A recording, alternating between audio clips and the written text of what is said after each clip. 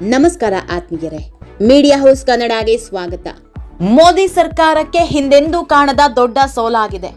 3 ಬಾರಿಯ ಆಡಳಿತ ಅವಧಿಯಲ್ಲಿ ಈ ಮಟ್ಟಿಗಿನ ಹೋರಾಟ ನಡೆದಿದ್ದೇ ಇಲ್ಲ.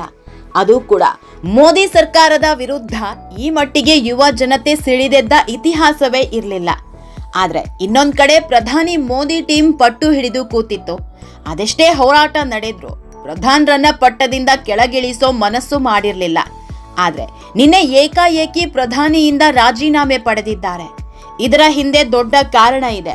ಮೋದಿ ಸರ್ಕಾರಕ್ಕೆ ಬಂದಿದ್ದ ಗುಪ್ತ ವರದಿ ದೊಡ್ಡ ಎಚ್ಚರಿಕೆ ಸಂದೇಶ ಕೊಟ್ಟಿತ್ತಂತೆ. ಈಗೇನಾದ್ರೂ ನೀವು ಎಚ್ಚೆತ್ತುಕೊಳ್ಳದೇ ಇದ್ದಲ್ಲಿ ದೊಡ್ಡ ಹುನ್ನಾರದ ಮುನ್ಸೂಚನೆ ಸಿಕ್ಕಿತ್ತಂತೆ. ಹೀಗಾಗಿಯೇ ಏಕಾಏಕಿ ಪ್ರಧಾನರಿಂದ ರಾಜೀನಾಮೆ ಪಡೆದಿದ್ದಾರೆ. ಹಾಗಾದ್ರೆ ಮೋದಿ ಕೈಗೆ ಸಿಕ್ಕಿದ್ದ ವರದಿಯಲ್ಲಿ ಏನಿತ್ತು? ಮೋದಿ ಸರ್ಕಾರಕ್ಕೆ ಕೊಟ್ಟಿದ್ದ ಗುಪ್ತಚರ ವರದಿಯ ಎಚ್ಚರಿಕೆ ಏನಿತ್ತು? ಇದೆಲ್ಲದರ ಬಗ್ಗೆ ಇವತ್ತಿನ ವಿಡಿಯೋದಲ್ಲಿ ಹೇಳ್ತಾ ಹೋಗ್ತೀವಿ. ಅದಕ್ಕೂ ಮೊದಲು ನೀವಿನ್ನೂ ನಮ್ಮ ಚಾನೆಲ್ನ ಸಬ್ಸ್ಕ್ರೈಬ್ ಮಾಡಿಲ್ಲ ಅಂದರೆ ಮಿಸ್ ಮಾಡಬೇಡಿ, ಈಗಲೇ ಸಬ್ಸ್ಕ್ರೈಬ್ ಮಾಡಿ. ಈ ವಿಡಿಯೋನ ಕೊನೆವರೆಗೂ ನೋಡಿ, ನಿಮ್ಮ ಅನಿಸಿಕೆಗಳನ್ನು ಕಾಮೆಂಟ್ ಮಾಡಿ. ಆತ್ಮೀಯರೇ, ನೀಟ್ ಪರೀಕ್ಷಾ ಅಕ್ರಮದ ಹಿನ್ನೆಲೆಯಲ್ಲಿ ಶಿಕ್ಷಣ ವ್ಯವಸ್ಥೆ ಸುಧಾರಣೆಗೆ ಆಗ್ರಹಿಸಿ ಕಾಕ್ರೋಚ್ ಜನತಾ ಪಾರ್ಟಿ ದೊಡ್ಡ ಹೋರಾಟಕ್ಕೆ ಇಳಿದಿತ್ತು. ಆದ್ರೀಗ ಇದೇ ಹೋರಾಟವನ್ನ ಸಮಾಜಘಾತುಕ ಶಕ್ತಿಗಳು ಹೈಜಾಕ್ ಮಾಡುವ ಅಪಾಯ ಇದೆ ಅನ್ನೋ ಸಂದೇಶ ಮೋದಿ ಕಿವಿಗೆ ಬಿದ್ದಿದೆ. ದೇಶಾದ್ಯಂತ ಹಿಂಸಾಚಾರಕ್ಕೆ ಸಂಚು ರೂಪಿಸಲಾಗಿದೆ ಎಂಬ ಗುಪ್ತಚರ ವರದಿ ಬಂದ ನಂತರವೇ ಕೇಂದ್ರ ಶಿಕ್ಷಣ ಸಚಿವ ಧರ್ಮೇಂದ್ರ ಪ್ರಧಾನ್ ದಿಢೀರ್ ರಾಜೀನಾಮೆ ನೀಡುವ ನಿರ್ಧಾರ ಕೈಗೊಂಡಿದ್ದು.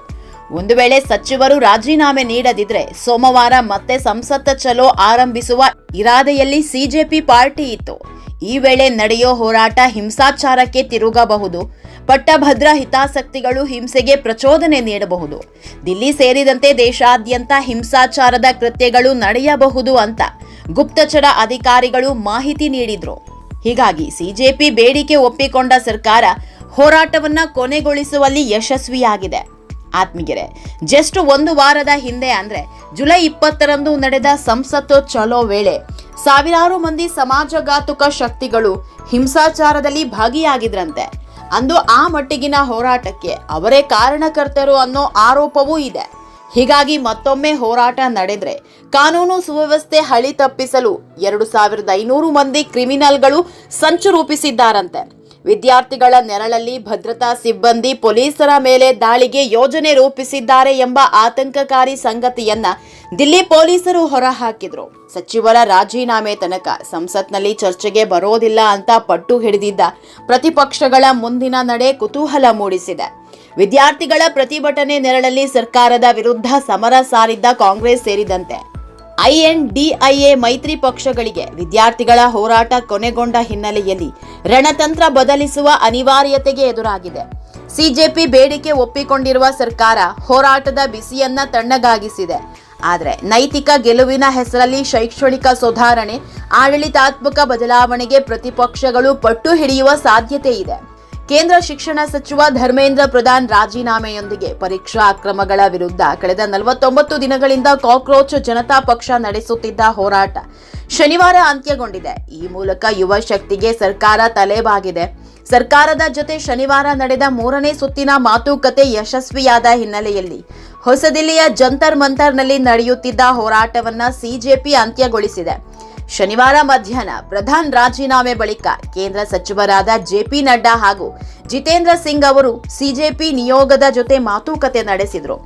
ನೀಟ್ ರದ್ದುಗೊಂಡ ಬಳಿಕ ಆತ್ಮಹತ್ಯೆಗೆ ಶರಣಾದ ವಿದ್ಯಾರ್ಥಿಗಳ ಕುಟುಂಬಕ್ಕೆ ಪರಿಹಾರ, ಸಂಸತ್ ಚಲೋ ವೇಳೆ ಪೊಲೀಸರು ದಾಖಲಿಸಿದ ಪ್ರಕರಣ ಕೈ ಬಿಡಬೇಕು ಎಂಬ ಬೇಡಿಕೆಗಳನ್ನ ಸರ್ಕಾರ ಒಪ್ಪಿಕೊಂಡಿದೆ.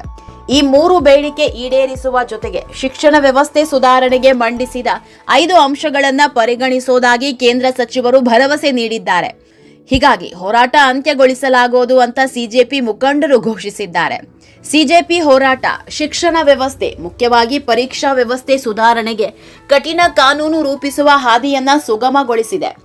ಪ್ರಶ್ನೆ ಪತ್ರಿಕೆ ಸೋರಿಕೆ ತಡೆ ವಿಧೇಯಕ ಅಂಗೀಕರಿಸಿಕೊಳ್ಳಲು ಸರ್ಕಾರಕ್ಕೆ ಅವಕಾಶ ಕೂಡಿ ಬಂದಿದೆ.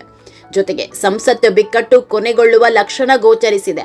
ಸೋಮವಾರ ಪುನರಾರಂಭಗೊಳ್ಳಲಿರುವ ಅಧಿವೇಶನದಲ್ಲಿ 10 ವರ್ಷ ಶಿಕ್ಷೆ, 10 ಕೋಟಿ ರೂಪಾಯಿ ದಂಡ ವಿಧಿಸುವ ಪ್ರಶ್ನೆ ಪತ್ರಿಕೆ ತಡೆ ವಿಧೇಯಕ ಮಂಡನೆಗೆ ಸರ್ಕಾರ ನಿರ್ಧರಿಸಿದೆ. ಪ್ರತಿಭಟನೆ ಹಾದಿಯಲ್ಲಿರುವ ಪ್ರತಿಪಕ್ಷಗಳು ವಿಧೇಯಕ ಬೆಂಬಲಿಸಬೇಕಾದ ಅನಿವಾರ್ಯತೆಗೆ ಸಿಲುಕಿದೆ.